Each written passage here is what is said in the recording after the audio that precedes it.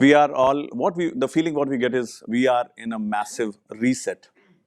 When we say a reset, it's like, how do I reset the thought process altogether, what we have been working for so long in terms of our companies, not just those customers I'm talking about all of us. How do we become more digital?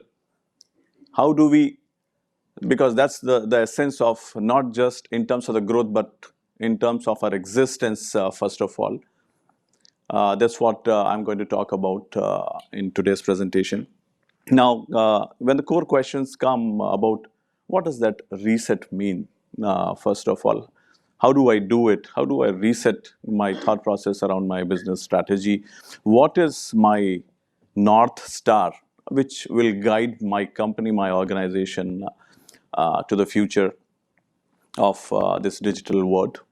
I would say let's park these questions for a moment now.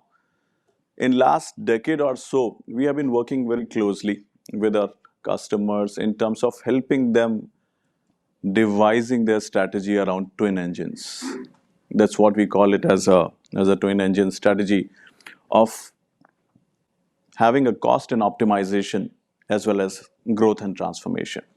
So these are the two engines that we have been working and that we believe the organizations are working, and more and more in the board meetings. That's what we see, the importance of growth and transformation. How do we grow and transform our organizations to sustain and to grow in this world? But at the same time, we cannot underestimate the importance of cost and optimization, whether it's in terms of making our organization more agile, more resilient, in terms of sheer cost saving, if I can say, which the money what you save from cost optimization, from your operational efficiency, goes back into reinvesting into your growth and transformation initiatives. So the success of execution of these twin engines of cost and optimization and growth and transformation is the one what is being extremely important for the organizations, and especially in the pandemic. That's what in the post-pandemic that has given the thrust to both these engines. And the difference what we see, although these engines were important for last decade or so, is the speed at which the organizations have put in this overdrive. If we believe that the whole strategy for the organizations were going at a speed of a racing car pre-pandemic, I think post-pandemic it's going with the speed of an aeroplane. So while speed is important, at the same time for an organization, equally important is the direction. I mean, am I moving in the right direction? Do I have the right set of services and the products to offer? Who are my customers? Who is my competition, for example? Who are my partners in this particular journey? From the post-pandemic, or because of the advancement in the digital technologies, because of the sheer innovation which is happening across the board, I think that is what has changed the roadmap for most of the organizations. Many of the new organizations, I would say, like for example, the new industries, when we talk about the search engine or the advertisement, the online advertisements, or the sheer online e-commerce that did not exist probably even 20 years back. I mean, they are growing exponentially these days.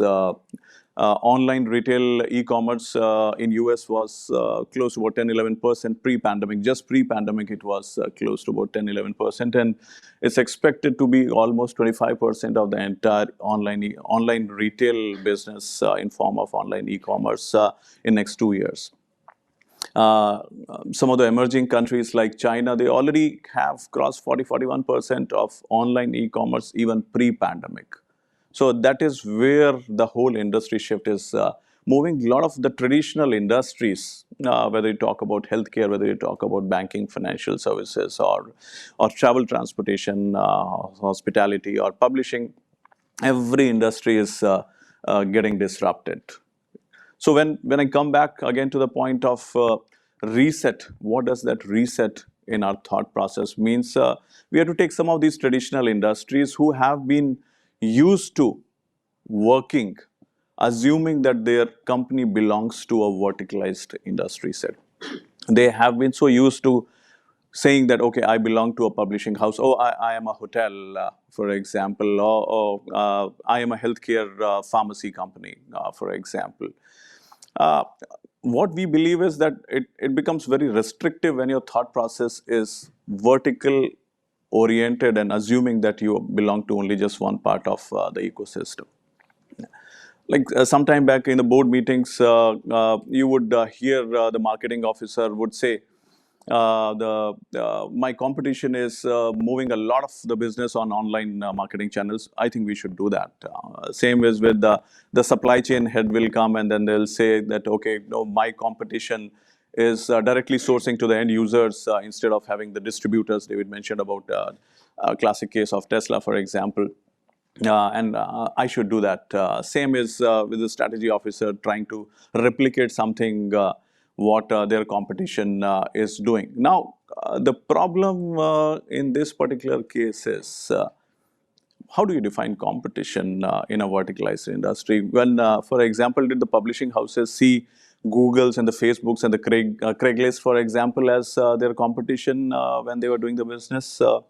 Or the retail companies, did they see Amazon, for example, as their competition in their own vertical industry? So this whole concept of having your competition in your vertical industry is what it creates a problem in terms of how do you see your industry. You collect, you may, it's not important that you may be working in every single of the boxes on the from the horizontal core purpose of your customer, but what it gives is the data that you extract from one of the boxes in which you are working. You use that data to create a differentiated product or a service in another box, for example, in that same horizontal ecosystem. That's how you create the business strategy, not just from the digital point of view, but the business strategy for the growth of working in this sort of a horizontal ecosystem. You may be working with a lot of partners, competition who would be working as your own partners in some of those in these horizontal ecosystem, and that's what we see the big change happening for all the organizations is how do you convert from a vertical industry point of view to a digital horizontal ecosystem where your company purpose aligns with the customer's purpose. And that helps you to create a business strategy to come up with products and services. And then you put in the digital model on top of it. And then that's how we are seeing most of the organizations working on this digital ecosystem on a horizontal way and not on a vertical way point of view. The last slide, I know I'm running out of time, so just the last slide, what I talk about is, again, in terms of the business 4.0 digital transformation, we always have those 4 technology pillars, what we believe is in terms of agile, in terms of cloud, artificial intelligence, supported by an automated system. On top of it, we put in a behavioral aspects of embracing risk in terms of mass personalization. David mentioned about bonding, not branding. So in terms of how do you have a mass personalized sort of an offering to your customers, leveraging bigger ecosystems in terms of how do you bring the best, whether it's through universities, through startups, through other partners that your services are being offered. And that's how you create exponential value to the customers. But on top of all of this is the center theme that these things work fine when your organization has a purpose-driven approach, which is aligned with your customer's purpose, the customer journey purpose. That's what it makes it more resilient, because the chances of you getting disrupted by an external force that comes without you even noticing it gets reduced. And even in worst case, if those competition come, because they will come, it's not just a possibility, it's absolutely a surety that these external forces would come.